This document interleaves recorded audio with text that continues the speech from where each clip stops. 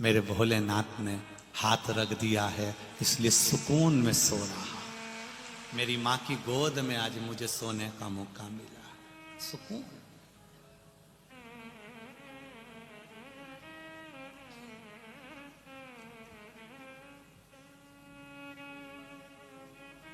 भक्ति में जो बल है, सुकून जहां मिलेगा। गादी बहुत मोटी है, गद्दा बहुत मोटा है, डनलप का गद्दा भी लगा है, एसी का रूम भी है, खाने के लिए बादाम भी रखी है। रात को सोए जब इतना बड़ा गिलास भर के दूध भी पी गए, कैसा था? 2-4 और लड्डू खा गए, पेट भर के खाना खाया, फिर भी नींद गायब है। वो नींद गई कहां है? तो कहा गादी से या तकिए से नींद नहीं आती, नींद हमेशा सुकून से आती है। जब हृदय, दिल, मन, चित्त जब परमात्मा में लगाकर बैठोगे, तब भगवान भी कहेगा ये मेरा हो गया, मैं तेरा हो गया। तुमने सारी चिंता, पूरी की पूरी चिंता परमात्मा को सौंप दी, तो फिर चैन की नींद सो गए आनंद से। अभी आप चैन की नींद नहीं सो पाते हो क्योंकि तुम्हें चिंता लगी है, टेंशन लगा है, मन लगा हुआ है तुम्हारा परिवार में, कुटुंब में। जिस दिन तुमने सोच लिया घर महादेव का, परिवार महादेव का, हम महादेव के, जमीन महादेव की, घर, परिवार, कुटुंब, कबीला सब महादेव का है। जब तुमने अपना मानना छोड़ दिया तो वो संभाले। परंतु जब तक हमारे भीतर आसक्ति है, एक कई माताएं, ये देखना, मालेगांव की भी माताओं को देख लेना तुम, और चाहो तो जालना की, मालेगांव की, चलकरेंजी की, सोलापुर की, धूलिया की, तुम चाहो तो मध्य प्रदेश की एक जगह की, गुजरात की, चाहे हो कहीं की भी माताओं को देख लेना। ये कभी कभी अकड़ में कह देती है वो तो मैं जिंदा हूं इसलिए घर चल रहा है, जिस दिन मर गई आटे दाल का भाव मालूम पड़ जाएगा। ये कभी कभी अकड़ में कह देती है मैं जिंदा हूं तो घर चल रहा है, जिस दिन मर गई ना आटे दाल का भाव मालूम पड़ जाएगा। तो जो इतनी अकड़ में कहे तो उससे कह दो आधा घंटा मरी जा, मर जा, आधा घंटा मरीज जा, उससे क्या होगा? नहीं मर तू तो आधा घंटा मर जा। तुम्हें लगता है कि मैं दुकान चला रहा हूं, मैं घर चला रहा हूं, मैं परिवार चला रहा हूं, मैं रिश्तेदारी निभा रहा हूं, मैं कर रहा हूं, परंतु इस सोच में मत रहना कि तुम कुछ कर रहे हो, वो तो मेरा महादेव इस शरीर से करा रहा है, तो तुम कर रहे हो। जिस दिन तुमने सोच लिया कि मैं कर रहा हूं, एक छोटी सी उंगली मेरा महादेव जरा सी हिलाता है और वहां से पवन चलती है, हवा चलती है, शरीर में लग जाती है, उसकी उंगली हिलती है तो हमारा पूरा शरीर हिलना बंद कर देता है। तब बता दुकान पे बैठ के जब शरीर नहीं हिले, तब चल के बता, तब जाके बता कि मैं करता हूं, मैं दुकान चलाता हूं, मैं करता हूं, मैं कर रहा हूं, मैं कर रहा हूं। अरे भाई तुम नहीं कर रहे, जिसने जन्म दिया वो कर रहा। ये हमारी सोच गलत हो गई है, ये हमारे विचार गलत हो गए, हमारी दृष्टि गलत हो गई है कि हम कुछ कर रहे हैं, कुछ नहीं। मेरा आपकी कृपा से सब काम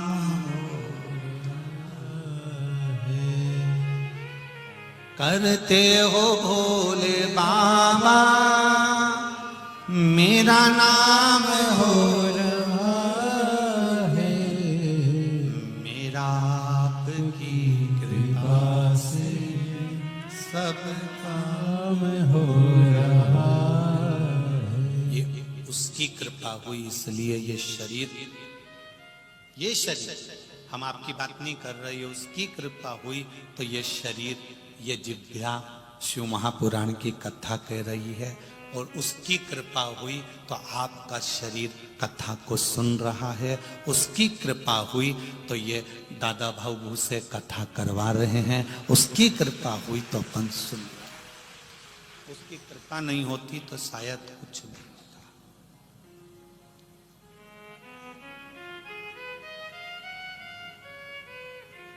कल हम नीचे अग्रवाल जी से बात कर रहे थे तो वो उनके अग्रवाल जी कह रहे थे, गुरुजी अब तो मन ऐसा हो गया है कि साल 2 साल में एक बार भगवान की ऐसा कुछ ना कुछ पुण्य का कार्य होते रहना चाहिए। हाँ, इन्हीं से बात चल रही थी हमारी, तो कह रहे थे कि गुरुजी साल 2 साल में कहीं ना कहीं पुण्य का कार्य अपने मालेगांव में होते रहना चाहिए। ये सीख मिल गई शिव महापुराण से। साधुवाद, कुछ ना कुछ भगवान का स्मरण होता है, चलता है।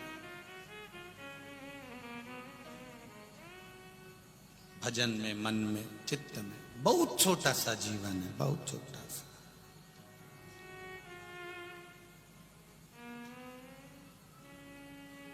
कितना वो चीन वालों ने कितनी उन्नति करी। बोलो रे भाई, बोलो सही है कि गलत है? चीन ने कितनी उन्नति करी, पर उस परमात्मा के आगे उन्नति कर पाए क्या?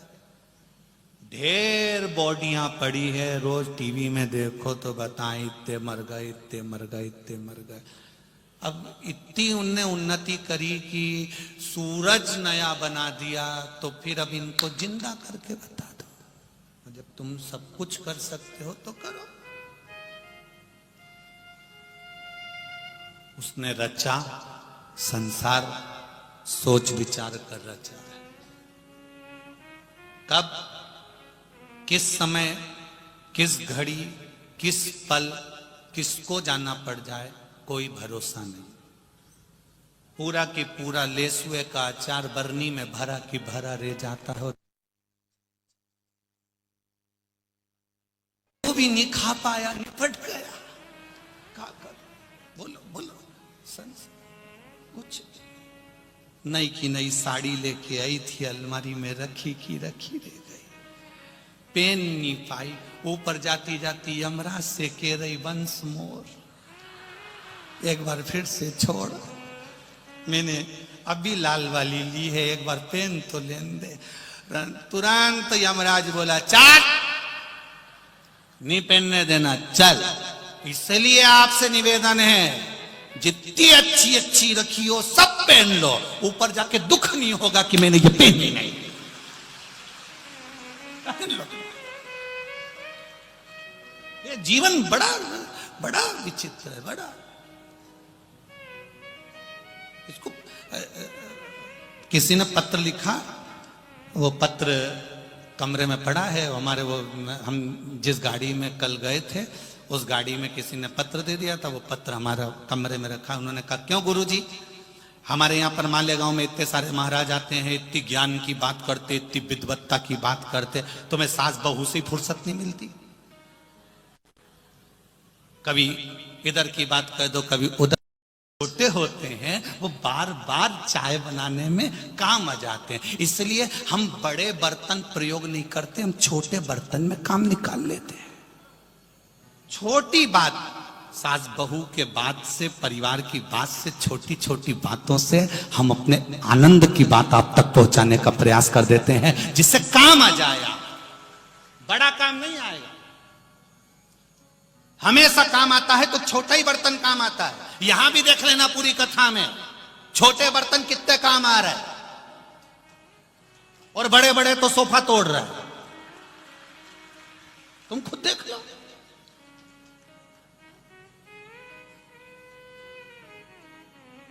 किसी को बुरा लग जाए तो कोई बात नहीं, चलेगा। बड़ा बर्तन कितना काम आ रहा है? कोई बड़ा बर्तन काम आएगा? नहीं, छोटा बर्तन काम आएगा। जितने छोटे, कोई कहे हम बहुत छोटे आदमी, हमारा गांव बहुत छोटा सा, हमारा परिवार बहुत छोटा सा, हम ऐसे, हमारे पास धन नहीं, धन भी छोटा, हमारे पास कुछ भी नहीं। चिंता मत करना, हमेशा छोटा ही काम आता है, बड़ा किसी काम का नहीं। बड़ा तो केवल वो बड़ा बर्तन हमेशा ऊपर अलमारी में टांग पे जमा रहता है, वो तो कभी कभी उतरता है। इसलिए छोटे बनकर ये मत सोचना कि तुम छोटे हो। छोटा इतना प्रबल होता है कि उसका प्रयोग हर जगह होता है। छोटा एक कपड़ा फट गया, कपड़ा फट गया, समय प्रभु आना पड़ेगा, वचन दिया तो निभाना पड़ेगा। आए ना आए प्रभु कुटुंब कबीला, अंत समय प्रभु आना पड़ेगा, वचन दिया तो निभाना पड़ेगा। छोटी बात से हमको हमारे जीवन में उतारना, बहुत बड़ी बात कर कर, बहुत विद्वत्ता की बात कर कर, मालूम पड़े हमने कह दिया तुम्हारे सिर पे से निकल जाए तो क्या मतलब की ऐसी कथा। फिर तुम पड़ोसन को कोनी मार के कह रहे क्या बोला महाराज, क्या बोला। अब पड़ोसन उसको समझा, खुश होकर जा, जिंदगी पूर्ण एंजॉय से जियो। जिंदगी एंजॉय से जीने का मतलब यह नहीं है कि जिंदगी को नशे में डुबो दो। आज के जमाने के नवयुवक बच्चे, आज के जमाने की नवयुवक टीम 31 का मतलब समझती है कि नशे में डूबना है। शिव महापुराण की कथा कहती है 31 का मतलब नशे में डूबना नहीं, साल के बदलने का मतलब है कि भगवान की शरणागति में जाकर माता पिता की सेवा करना है। ये हमारा नूतन वर्ष का एक आनंद। नशे में डूबकर नूतन वर्ष नहीं होता, भगवान की भक्ति में डूबकर नूतन वर्ष होता।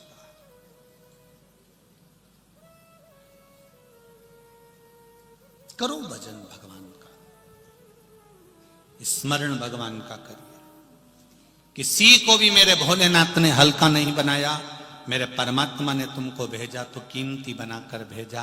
जैसे सिग्नेचर जिस नोट पर नहीं होते वो नोट की कोई कीमत नहीं होती, गवर्नर के सिग्नेचर हो गए तो नोट की कीमत हो गई। जैसे नोट पर गवर्नर के सिग्नेचर है तो नोट की कीमत है, उसी तरह जब हम माँ के गर्भ में आए थे तब उस परमात्मा ने अपना हाथ का सिग्नेचर कर कर भेजा है, तो हम भी भगवान की कृपा से श्रेष्ठ हैं। नोट से ज्यादा कीमती, धन से ज्यादा कीमती। समझो उसकी भक्ति का बल, उसकी भक्ति का विश्वास का बल।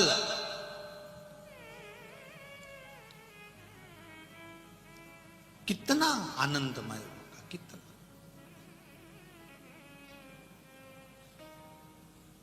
पुण्य कमाने के लिए बहुत सारे मौके मिलते हैं, पर पुण्य व्यक्ति का कहां समाप्त हो जाता है ये वो समझ नहीं पाता। भूखे को भोजन कराया, पुण्य आ गया, पानी पिलाया, पुण्य आ गया, भगवत नाम जपा, पुण्य आ गया, किसी का साथ दे दिया, पुण्य आ गया, पर वो पुण्य समाप्त कब हो जाता है ये हमको ज्ञात नहीं हो पाता।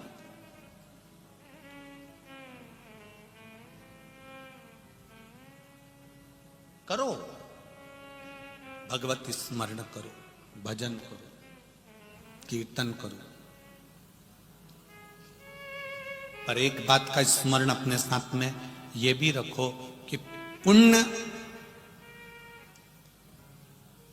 किसी साधारण व्यक्ति की सेवा से हमको प्राप्त हो सकता।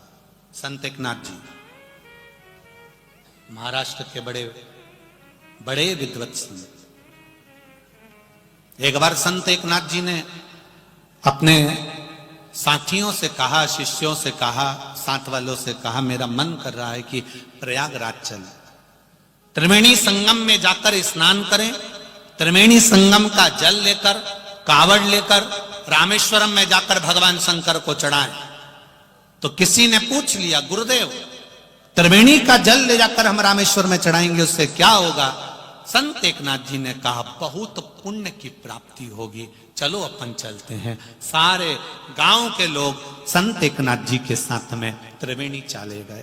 त्रिवेणी में सबने स्नान किया, गंगा यमुना सरस्वती का स्नान कर त्रिवेणी संगम का स्नान, और कांवड़ भरकर सब रामेश्वर के लिए चल दिए। सब चले। रामेश्वरम कोसों दूर हो गया, बीच में है संत एकनाथ जी और उनके साथ में आए सारे भक्त। क्या देखा संत एकनाथ जी ने? सामने एक गधा पड़ा हुआ है, पानी के लिए तड़प रहा है। गधा पानी के लिए तड़प रहा है। सब भजन गा रहे थे, सब कीर्तन गा रहे थे, सब जाते जा रहे थे। संत एकनाथ जी रुके। साथ वालों ने पूछा, गुरुदेव गुरुदेव आप कहां जा रहे हैं? वो गधा पड़ा हुआ है, धड़कन चालू है, बहुत दूर तक कहीं पानी नहीं दिख रहा है, मुझे लगता है इसको पानी की प्यास लगी। जिभ्या निकाल रहा है, मुंह खोल रहा है। संत एकनाथ जी चले, पीछे पीछे चेले चले, शिष्य चले। संत एकनाथ जी को लीला करना थी, लीला करा। उन्होंने कहा पानी दो इसको, गधे को पानी पिलाओ जल्दी से, गधे को पानी दो। अब जितने लोग थे उनके पास पानी तो नहीं था, पर त्रिवेणी का जो जल रामेश्वरम लेकर जा रहे थे वो जल सबके पास में, सबकी कावड़ थी।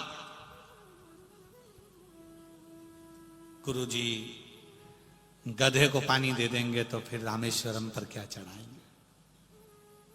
पुण्य हमारा इतनी दूर पानी भरकर ला रहे हैं और पुण्य हमारा चले जाएगा गुरुजी, पुण्य हमारा समाप्त हो जाएगा। गुरुजी ने सबको कहा पानी डाल दो, इसको पानी पिला दो। कोई नहीं पिलाया, क्योंकि रामेश्वरम में जल चढ़ाने से पुण्य मिलेगा।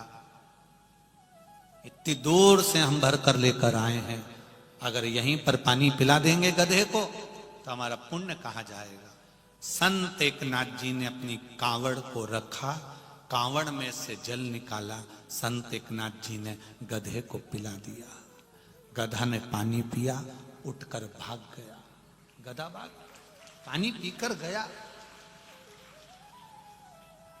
गधा जब पानी पीकर भागा, सारे शिष्यों ने और आनंद में जो साथ चल रहे थे उन्होंने कहा, गुरुदेव अब आपका पूरा जल तो यहीं गधे को दे दिया आपने, फिर महादेव को चढ़ाने के लिए, रामेश्वरम को जल चढ़ाने के लिए आपके पास कुछ नहीं बचा। आप कैसे पुण्य कमाएंगे? इतनी दूर से पैदल चलकर आ रहे थे, सारा पुण्य का जल तुमने गधे को दे दिया। संत एकनाथ जी ने कहा, ये मेरा विश्वास कहता है,